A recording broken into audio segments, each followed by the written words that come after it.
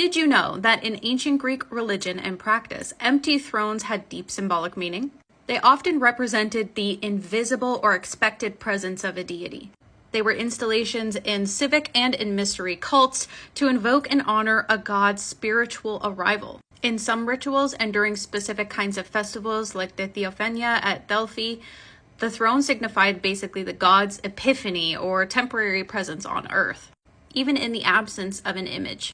But the presence of an empty throne did not always signify a local deity. In intercultural sanctuaries like Delos and Piraeus, there would sometimes be represented foreign deities being ritually welcomed, a practice that very much aligned with the Greek theological openness to divine figures from abroad.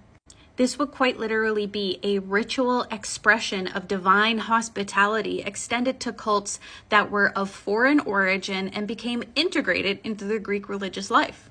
One great example of this would be Isis from Egypt, or another example would be the Thracian goddess Bendis.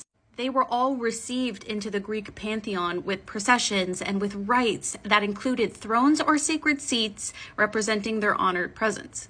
These thrones functioned as sacred seats, as stations of theophany, where the god was believed to arrive from a distant realm, whether that was geographic or metaphysical.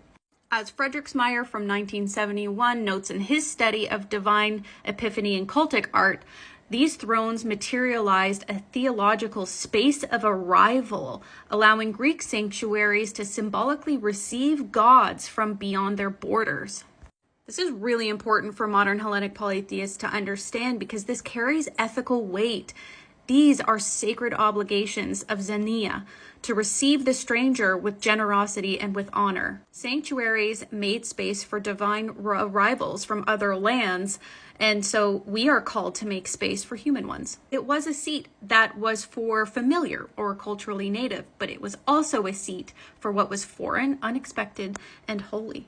Honoring the stranger today means remembering that the gods are not bound by borders, and neither is our hospitality.